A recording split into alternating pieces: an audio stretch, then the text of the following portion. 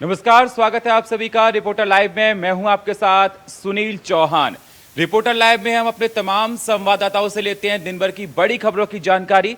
तो चलिए शुरुआत करते हैं रिपोर्टर लाइव की। प्रधानमंत्री नरेंद्र मोदी ने 70,000 युवाओं को नियुक्ति पत्र सौंपे हैं। 43 जगहों पर रोजगार मेले का आयोजन किया गया। इस खबर की अहम जानकारी दे रहे हैं हमारे सहयोगी नितिन चौधरी।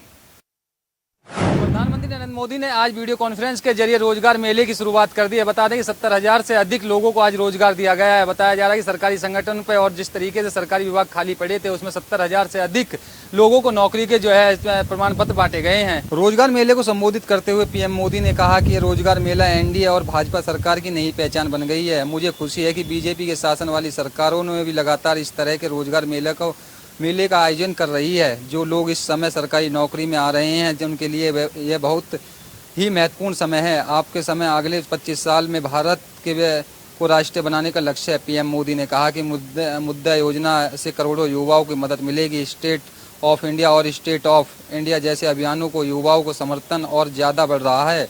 सरकार से मदद पाने वाले ये नौजवान अब खुद अनेक युवाओं को नौकरी दे रहे हैं। आज पूरी दुनिया हमारी विकास यात्रा के साथ चलने की तत्पर है। भारत को लेकर विश्व और हमारी अर्थव्यवस्था पर भी इतना भरोसा पहले कभी नहीं रहा है। तमाम कठिनाइयों से बावजूद भी भारत ने अपनी अर्थव्यवस्था को नई ऊंचाई पर ले जाया जा रहा है। विश्व की बड़ी कंपनियों को उत्पादन के लिए भारत आ रही हैं। राजनीतिक भ्रष्टाचार पर प्रहार करते हुए पीएम मोदी ने कहा कि आज भारत का एक दर्श पहले ही तुलने में ज़्यादा सुरक्षित और ज़्यादा मजबूत देश है। राजनीतिक भ्रष्टाचार, योजनाओं में गड़बड़ी और जनता जनार्दन के धन का दुरुपयोग पुरानी सरकारों में यही पहचान बन गई है। लेकिन आज भारत सरकार की पहचान उसके निर्णय फैसलों से हो रही है।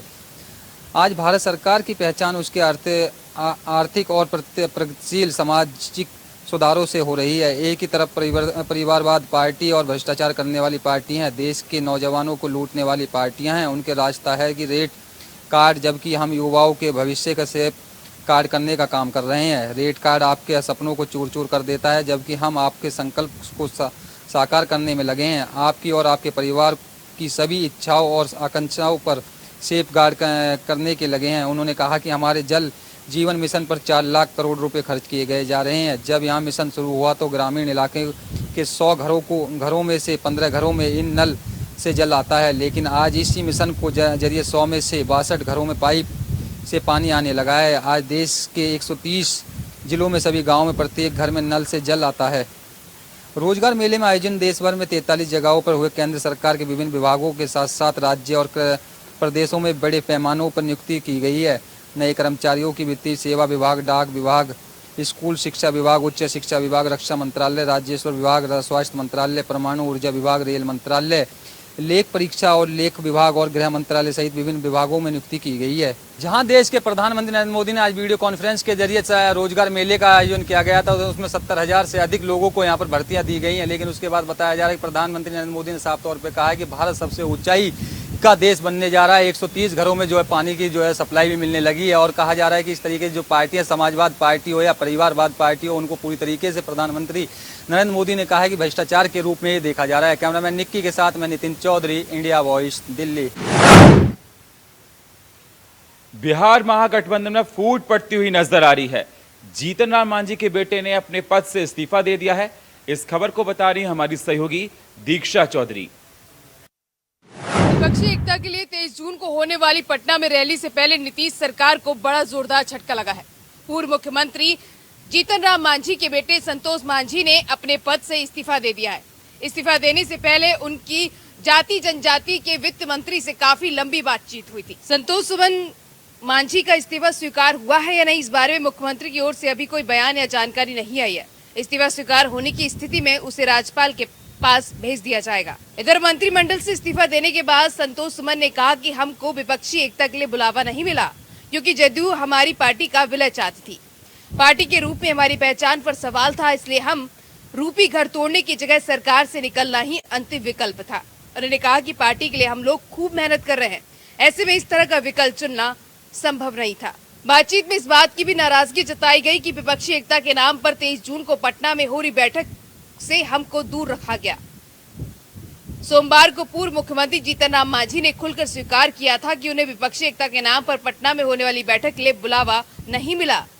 कुछ दिनों पहले तक मांझी लगातार ये कहते हुए नजर आ रहे थे कि वे मुख्यमंत्री नीतीश कुमार का साथ नहीं छोड़ेंगे, लेकिन संतोष मांझी का ये कदम साफ कर रहा है कि जीतन राम मांझी अपनी बात पर कायम नहीं रह सके। वहीं संतोष मांझी के इस्तीफे से एक दिन पहले जीतन राम मांझी ने ये कहा था कि लोकसभा में उनकी पार्टी एक भी सीट पर चुनाव नहीं लड़ेगी। अब देखना ये दिलचस्प होगा कि आगे बिहार की सरकार में किस तरह का उलटफेर सामने आता है। कैमरामैन निक्की के साथ Diksha Chaudhary, India Voice. Delhi NCR, Jammu Kashmir और चंडीगढ़ में भूकंप के तेज झटके महसूस किए गए। रिक्टर स्केल पर मेजरमेंट 5.4 था। इसी खबर की अहम जानकारी दे रही है हमारी सहयोगी स्वीटी दीक्षित। दिल्ली एनसीआर समेत कई राज्यों में भूकंप के झटके आज यानी कि मंगलवार को दोपहर तकरीबन 1:30 बजे महसूस किए गए। बता दें 10 सेकंड तक भूकंप के झटके महसूस किए गए। और दिल्ली एनसीआर की बात हो, चंडीगढ़ की बात हो, जम्मू कश्मीर की बात हो, इन सभी राज्यों में भूकंप के झटके महसूस किए गए। खास बात ये रही कि इसकी तीव्रता जो है वो 5.4 मापी गई। और इसके बाद बता दें कि जम्मू कश्मीर के एक ग्रामीण ने बताया कि जिस तरीके से भूकंप के झटके हमने महसूस किए थे उसके बाद हम हैरान हो गए। सभी लोग अपनी दुकान से बाहर निकल के सड़क पे आने लगे, लोग घबरा गए। बता दें 10 सेकंड तक भूकंप के झटके महसूस किए गए। हालांकि किसी के हताहत होने की कोई जानकारी निकल के सामने नहीं आई है। जम्मू कश्मीर का डोडा इसका मुख्य केंद्र रहा, जिसके बाद से ये भूकंप के झटके महसूस किए। चीन पाकिस्तान तक भी धरती हिली है। बता दें इसके बाद से कोई भी जानकारी ऐसे निकल के नहीं आई कि किसी के हताहत होने की कोई जानकारी हो। और ये भी बता दें आपको कि जब 5.4 की तीव्रता मापी जाती है उस समय ये भी अंदेशा लगाया जाता है कि हो सके कि दोबारा से भूकंप के झटके महसूस किए जाए। फिलहाल किसी की कोई हताहत होने की जानकारी नहीं है। जम्मू कश्मीर का डोडा इसका मुख्य केंद्र रहा। कैमरा पर्सन निकी के साथ स्वीटी दीक्षित, इंडिया वॉइस। गाजियाबाद में गेमिंग एप्लीकेशन ऐप धर्मांतरण जो करवा रहा था शहनवाज, उसको मुंबई से गाजियाबाद जेल में शिफ्ट किया गया है। खबर की अहम जानकारी दे रहे हैं हमारे सहयोगी नदीम। गाजियाबाद में धर्मांतरण का मामला तूल पकड़ता जा रहा था। उसी को लेकर गाजियाबाद पुलिस ने प्रेस कॉन्फ्रेंस कर एक आरोपी को गिरफ्तार किया था, जो कि मस्जिद का सदस्य बताया जा रहा था। हालांकि उसके बाद कहीं ना कहीं चैटें वायरल हुई। चैटें वायरल होने के बाद मकसूद का भी नाम इसमें सामने आया था, जो मकसूद उर्फ बद्दो है। बद्दो का नाम जिस तरीके से सामने आया था, तो पुलिस ने एक टीम मुंबई भेजी हुई थी, जिसमें 1 जून से टीम मुंबई में डेरा डाली हुई थी। हालांकि मुंबई पुलिस और गाजियाबाद पुलिस ने ज्वाइंट ऑपरेशन चलाकर बद्दो को गिरफ्तार कर लिया है और गाजियाबाद लेके आने की बात चल रही थी। जिस तरीके से अब देखा जा रहा है कि गाजियाबाद बद्दो पहुंच चुका है। एक लंबी फहरिस्त गाजियाबाद पुलिस की तरफ से उसके सवाल जवाब हैं, जिस तरीके से उन्हें देखा जाएगा कि किस तरीके से उसके सवालों के जवाब वो गाजियाबाद पुलिस को देता है। उसके साथ कौन कौन लोग मिले हुए हैं, इस ऑनलाइन गेम धर्मांतरण मामले में कितने लोगों का शामिल होना इसमें देखा जाएगा। हालांकि गाजियाबाद की पुलिस और एटीएस ने दोनों ने मिलकर इसमें सवाल जवाब होने हैं। हालांकि आईबी की भी इसमें एंट्री हो चुकी है। जिस तरीके से इस मामले को देखा जा रहा था, ये मामला गंभीर रूप से कहीं ना कहीं देखा जा रहा था, जिसमें 400 के मामले सामने आए थे। 400 लोगों का धर्मांतरण का मामला सामने आया था। हालांकि बताया जा रहा है कि अभी पुलिस जांच करेगी। हालांकि हरियाणा, फरीदाबाद और इसके अलावा चंडीगढ़ और पंजाब ऐसी जगह में कहीं ना कहीं इनके जो तार मिले हैं, वो कहीं ना कहीं धर्मांतरण का जो मामला था वहाँ भी सामने आया था। पुलिस ने वहाँ भी जाँच शुरू कर दी है। हालांकि बद्दो को गाजियाबाद लाया गया है। फिलहाल उससे जो लंबी फहरिस्त है, जो लंबे सवाल हैं, उन पर मंथन किया जाएगा, उन पर उससे जवाब मांगे जाएंगे। अपने सहयोगी माइक के साथ नदीम साइन, इंडिया वॉइस, गाजियाबाद। मुख्तार अंसारी पर आज फैसला आना था गैंगस्टर मामले को लेकर, और एमपी एमएलए कोर्ट आज फैसला सुनाने वाली थी, लेकिन ये टल गया। ये 15 जुलाई को आएगा। इसी खबर की अहम जानकारी दे रहे हैं हमारे सहयोगी सुशील।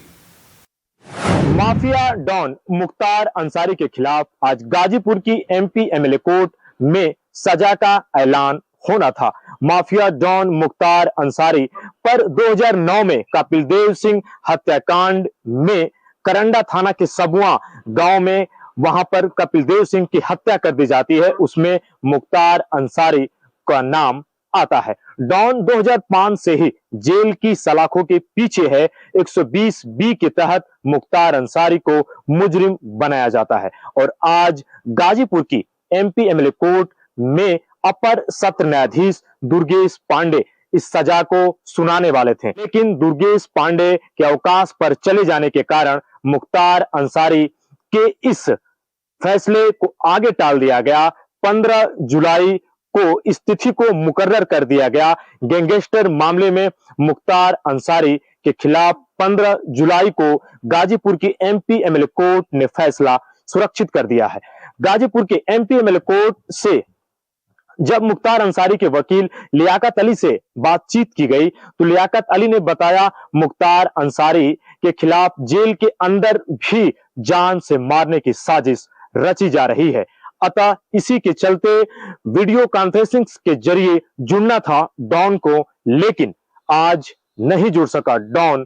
सजा की तिथि को आगे मुकर्रर कर दिया गया 15 जुलाई को।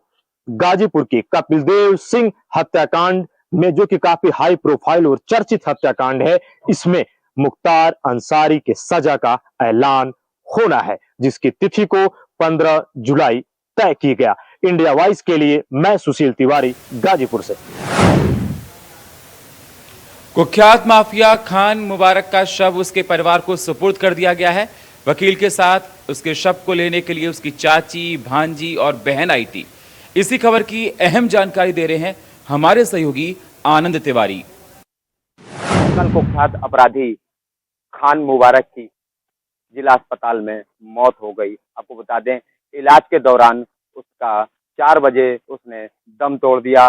उसकी बॉडी को पोस्टमार्टम के लिए भेजा गया है, आपको बता दें, लेकिन उनके परिजनों को सूचना भी दे दी गई थी, लेकिन उनके परिजन जो अम्बेडकर नगर से कल देर रात 3 बजे वो ट्रामा सेंटर पोस्टमार्टम हाउस पहुंचे हैं और बॉडी उनको सुपुर्द कर दी गई है। ये आपको एक और बात बता दें आपको कि जो डॉक्टरों का कहना था, जो डॉक्टर उपचार कर रहे थे, पंकज मिश्रा डिप्टी सीएमओ, उन्होंने बताया कि इसकी किडनी में इंफेक्शन है और इसको निमोनिया जैसी बीमारी है। लेकिन जो पोस्टमार्टम रिपोर्ट में आया है उसको बताया है कि दिल का दौरा पड़ने से उसकी मौत हुई है। अब ये देखना होगा कि इसकी जांच कितनी क्या होती है, कि क्या सही है और क्या गलत है। ये देखने की बात होगी कि पोस्टमार्टम रिपोर्ट क्या सही कह रही है या डॉक्टर सही कह रहे हैं। हरदोई से आनंद त्रिवेदी, इंडिया वाइज। चक्रवाती तूफान बिपरजॉय का असर दिखना शुरू हो गया है। खबर की अहम जानकारी दे रही हैं हमारी सहयोगी जूही सिंह।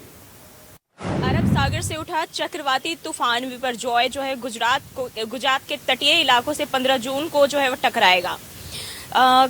इसके लिए गुजरात सरकार ने जो है एनडीआरएफ और एसडीआरएफ की टीम को पूरी तरह अलर्ट मोड पर रखा है। पूरी तैयारियां जो है इसके पहले से की जा रही है। इसके साथ ही मुंबई और गुजरात के किन इलाकों से जो और कितनी स्पीड के साथ यह तूफान टकराएगा, इस बारे में कोई स्पष्ट जानकारी नहीं मिल सकी है। हालांकि इस बारे में तमाम कोशिशें जो है वो केंद्र सरकार और राज्य सरकार की तरफ से की जा रही है। आपको बता दें, केंद्रीय गृह मंत्री अमित शाह ने गुजरात में आने वाले इस तूफान को लेकर गुजरात के 8 सांसदों के साथ जो है वो बैठक है, जिसमें इस बारे में चर्चा की गई कि इस साइक्लोन से निपटने के लिए किस तरह के राहत बचाव कार्य राज्य में किए जा सकते हैं। बिपरजॉय से प्रभावित इलाके किस तरह तैयार हैं और किस स्तर पर उनको केंद्र से मदद की जरूरत है। यह बैठक जो है 3 बजे गृह मंत्रालय में हुई। इससे पहले भी तूफान को लेकर कैबिनेट सेक्रेटरी की बैठक हुई थी। इससे पहले केंद्रीय गृह मंत्री अमित शाह दिल्ली में चक्रवात बिपरजॉय की तैयारियों की समीक्षा के लिए एक अहम बैठक की अध्यक्षता की। गुजरात के मुख्यमंत्री भूपेश पटेल और साइक्लोन से प्रभावित होने वाले 8 जिलों के सांसद भी वर्चुअल रूप से जो है बैठक में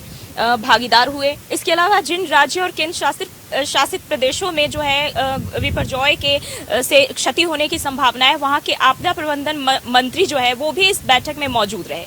कैमरामैन निकी के साथ मैं जूही, इंडिया वॉइस।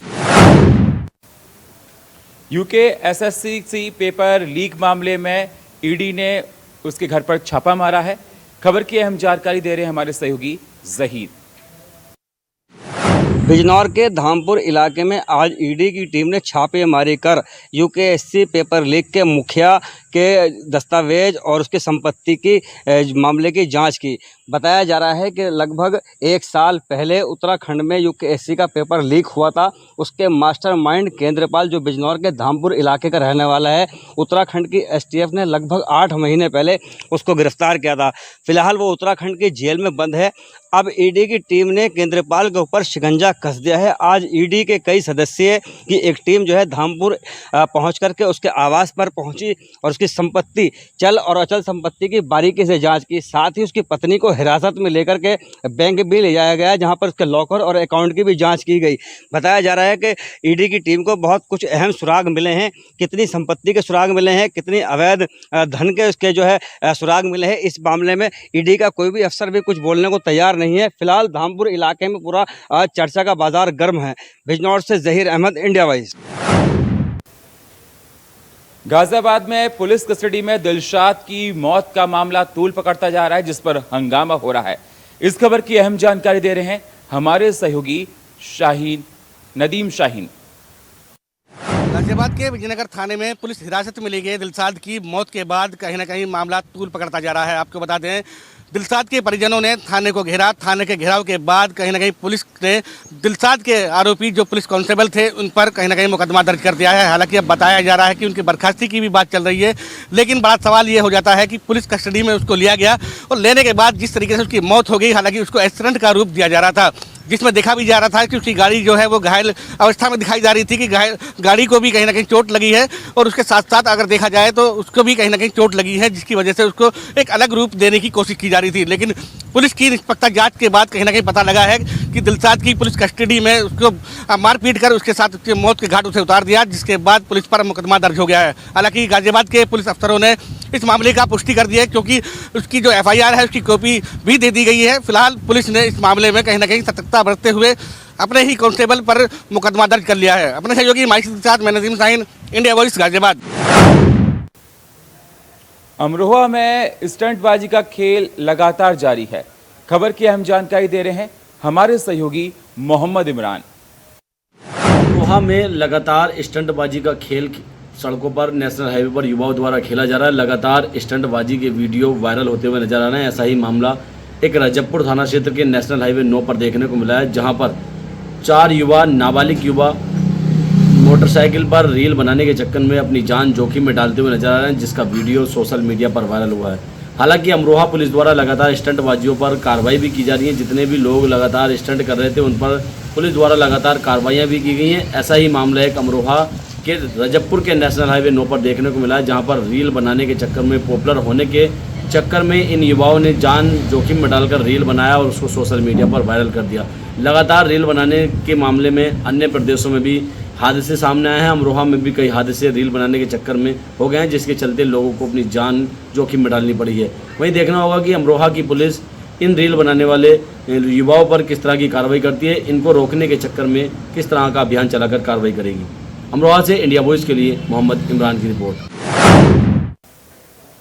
संभल में मां ने ही बेटी के गायब होने का षड्यंत्र रचा था। खबर की अहम जानकारी दे रहे हैं हमारे सहयोगी सतीश सिंह। जनपद संभल के चंदोसी की बात की जाए, कोतवाली की, तो वो बताया जा रहा था कल शाम एक बच्ची गायब हुई थी, 4 साल की बच्ची के लिए। तो पुलिस ने काफी मशक्कत की, मेहनत की, कल आई। जब उसकी माता से पूछा गया तो उसका कहना था कि मेरी बच्ची जो कहीं मंदिर पर खेल रही थी और जो शाम 7 बजे से गायब है। तो इसी को लेकर के जो है 8-9 बजे करीब पुलिस को सूचना दी और पुलिस को सूचना देने के बाद में एक पुलिस को गुमराह किया गया, उसके माता पिता ने किस तरीके से गुमराह किया गया, ऐसा ही मामला जब आया सामने तो पुलिस ने जो कई टीम गठित करने के बाद में वहां पर एडिशनल SP पहुंचे और एडिशनल SP के पास में जो CO पहुंचे और कोतवाल पहुंचे। उन्होंने एक टीम गठित करने के बाद में जब जानकारी प्राप्त हुई तो कहीं से जानकारी मिली कि इसके जो पत्नी है, इसके जो दूसरा भी पति है। जब दूसरे पति के बारे में जानकारी की गई तो जब जानकारी मिली तो उस पत्नी के जो 6 बच्चे पहले से ही पैदा थे। तो उसने ये बताया कि जब उसके पिता से मिले तो उसके पिता का कहना था कि मैं मेहनत मजदूरी करता हूँ, 5 बच्चे मेरे पास में, एक जो बेटी है उसकी मैंने 18 साल की उम्र में शादी कर दी गई थी। तो इसी को लेकर के जब उसने पूछा गया तो उसने कहा था मेरी बेटी के लिए मारा पिटाई कर रहे थे, मैं मजदूरी करके आ रहा था, मैं अपनी बच्ची को घर ले आया। लाने के बाद में जब जानकारी हुई तो उसकी माता ने किस तरीके से षड्यंत्र रचा और पुलिस को गुमराह करती रही, कोई जानकारी नहीं दी गई। जब पुलिस ने इस मामले में उससे जानकारी लेने का प्रयास किया गया तो उसकी माता जो है, जो लड़की की मां है, वो नौटंकी करके अपना बहाना मिलाकर बेहोश हो जाती थी। पुलिस को कोई भी सूत्र नहीं मिल रहे थे। तो कहीं से सूत्र मिलने के बाद में जानकारी हुई और जानकारी पहुंचने के बाद में जब उसके पिता, असली पिता के पास पहुंचे तो असली पिता की ने पूरी हकीकत खोली और आज कोतवाली में प्रदीप CO ने इसका खुलासा किया गया है। अब ये देखना होगा कि जिस तरीका से अपने जो है बच्चे आज कल माता पिता पर कैसे विश्वास कर सकते हैं, क्योंकि एक सगी मां ने किस तरीका से कितने पुलिस के लिए गुमराह किया गया था और गुमराह के साथ साथ में ये भी घर पहुंची है और अपने बच्चे से कह रही थी कि अपने पिता से कह दो कि जो बच्ची है वो यहाँ से लेकर कहीं चला जाए, क्योंकि पुलिस उसके पीछे कर रही है। तो उस बच्चे ने भी बताया था कि मेरी माता घर पर गई थी और घर में जाने के बाद में किस तरीका से षड्यंत्र रच रही थी। एक अपने बच्चे के खातिर माता पिता जान दे देते हैं, लेकिन यहाँ की इस माता की बात की जाए, कलयुग माँ कह सकते हैं इसे। कलयुग माँ किस तरीका से अपने बच्चे को किडनैप कराने का प्रयास में पुलिस को लिए गुमराह करती रही। कैमरामैन प्रसन्न के साथ मैं Satish Singh, India Voice news, Sambhal. Unnao में अपराधियों के हौसले लगातार बुलंद होते जा रहे हैं। घर में घुसकर महिला के साथ बलात्कार करने का मामला सामने आया। खबर की अहम जानकारी दे रहे हैं हमारे सहयोगी निखिलेश प्रताप सिंह। उन्नाव में अपराधियों के हौसले लगातार बुलंद दिखाई दे रहे हैं। जी हां, एक ऐसा मामला उन्नाव के सदर कोतवाली क्षेत्र के सिकंदरपुर सरोसी से आया है, जहां पर एक महिला के घर में घुसकर उसके साथ बलात्कार का प्रयास किया गया और वहीं जब महिला ने उसका विरोध किया तो उस पर जानलेवा हमला दबंगों ने कर दिया। जी हां, आपको बता दें कि दबंगों ने उसके सर पर लोहे की राड से गंभीर रूप से उसे घायल कर दिया। वहीं आनन फानन में उसे परिजनों ने जिला अस्पताल भर्ती कराया और उसके बाद पुलिस ने कार्रवाई करते हुए मुकदमा दर्ज किया। पीड़ित महिला ने आरोप लगाया है कि जो मुकदमा पुलिस ने दर्ज किया है वो हल्की धाराओं में मुकदमा दर्ज किया गया है और उसके मुकदमे के जो विवेचक हैं वो आरोपियों के साथ मिल चुके हैं। उनकी साठगांठ हो चुकी है और आरोपी बेखौफ होकर खुलेआम घूम रहे हैं और लगातार पीड़ित महिला को धमकी दे रहे हैं। उसे जान से मारने की धमकी दी जा रही है। पीड़ित महिला ने आज उन्नाव एसपी की चौखट पर पहुंची और न्याय की गुहार लगाई है। वहीं उन्नाव एसपी सिद्धार्थ शंकर मीना ने इस मामले को संज्ञान में लिया है और सख्त कार्रवाई के आदेश दिए हैं। अब तो ये देखने वाली बात होगी कि उन्नाव का पुलिस प्रशासन उस पीड़ित महिला को किस तरह से न्याय दिला पाता है। उन्नाव से इंडिया वॉइस के लिए निखिलेश प्रताप सिंह। और फिलहाल रिपोर्टर लाइव में इतना ही। बाकी खबरों के लिए आप बने रहिए इंडिया वॉइस के साथ। तब तक के लिए नमस्कार।